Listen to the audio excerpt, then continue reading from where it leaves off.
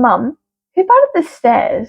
Hi guys, welcome back to the Quora Zone. Today we're reading from the funniest parenting moment you've survived. The next post is from Kevin Kennedy. Not me. Not me, not Hermione, you.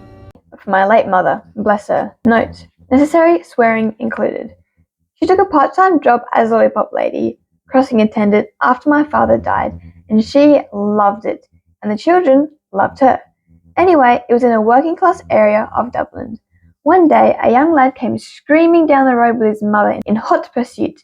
The young lad had crawled in under a car to escape as his mother started screaming at him. My mother knew them from the crossing, and she ran over to ask the woman what was wrong. She got this answer. Woman, how ya, Betty? My mum. He has me fucking heart broken, the little bollocks. I'll bleed and kill a little fucker when I get him. My mum. Now calm down. It can't be that bad.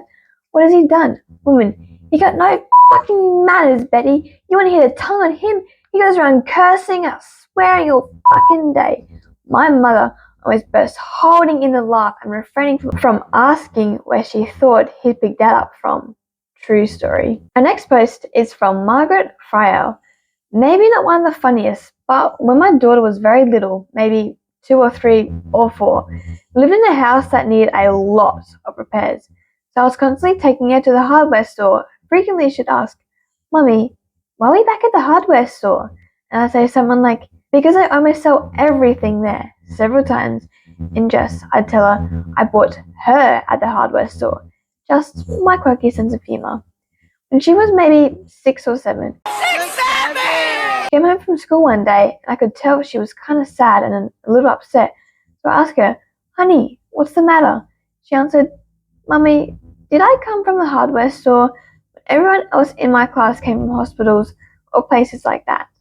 I could have cried. She was so sweet and innocent, absolutely believing what I'd told her. I went and brought her baby book with the birth certificate stating that she was born at St. George's Hospital, and the doctor who signed the birth certificate was Dr. Phillips.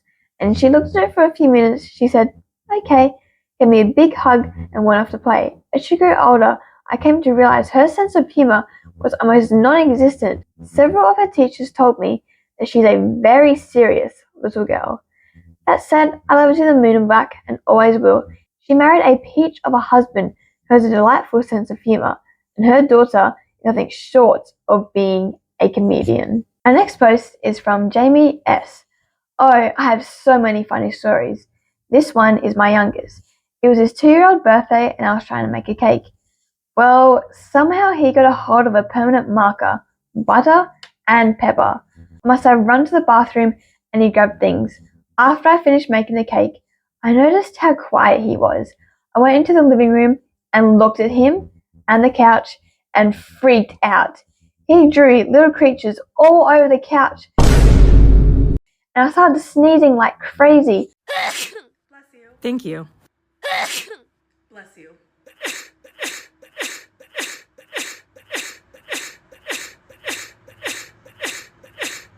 I looked closer and he also peppered the couch. I proceeded to clean everything. Well, when my daughter came home, she said, Mum, who parted the stairs? I was like, what? Yes, he even slathered butter all over the carpeting on the stairs. I spent so much time cleaning it up. I should have had him in the kitchen with me, but I was afraid of him getting burnt. I learned my lesson that day. Our next post is from Naomi S. I was doing my daughter's hair for school. She had to be about 10 or 11 and was relatively short. She would stand on a little linen chest that I kept in her bathroom for just that reason, because it was wide and there was little risk of stepping off. Anywho, after me telling her several times to not step back too far and to step forward a little, you guessed it, stepped backwards. Here's the funny part.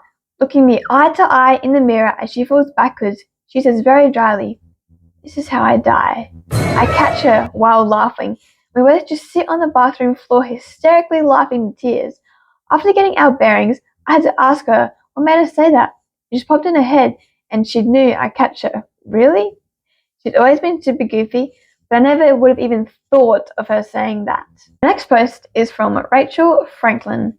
I actually wrote about this before.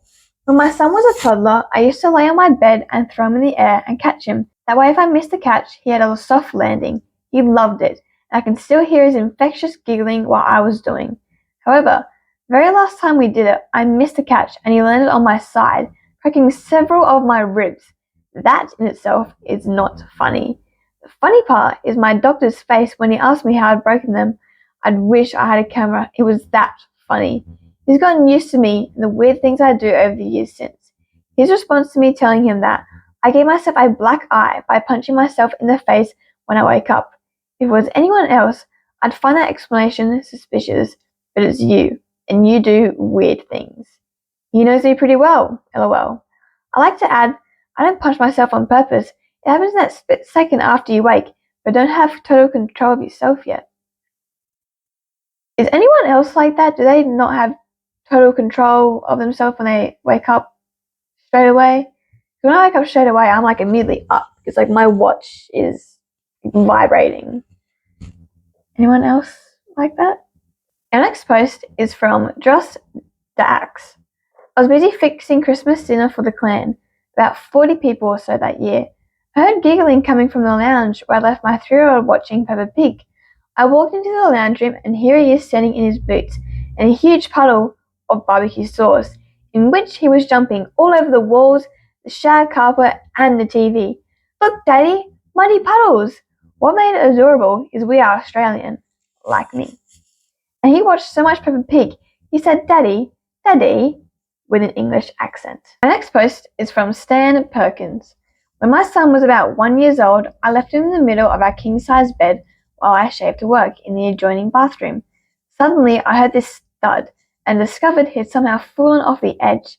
We had an extremely thick carpet, but I was sure he had hurt himself. I scooped him up and held it for my wife to call an ambulance, while adding hysterically, he fell off the bed!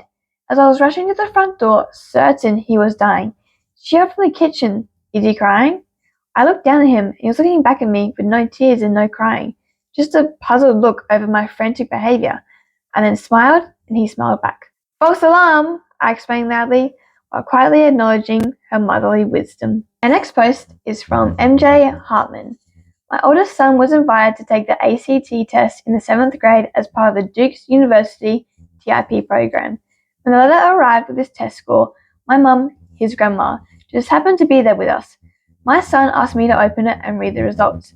Nervously, I read it and announced, Son, you scored a 24 out of a possible 36. That's wonderful for your age. I am so proud of you. My mum, in her infinite wisdom, said, I knew he would do great. Being smart runs in the family. Thinking she meant that he got his smarts from me, I said, Thanks, Mum. With a moment's hesitation, she looked straight at me and clapped back with, In our family, intelligence skips a generation. Alright guys, that is all from the Quora Zone today. I hope you guys once again enjoyed these stories.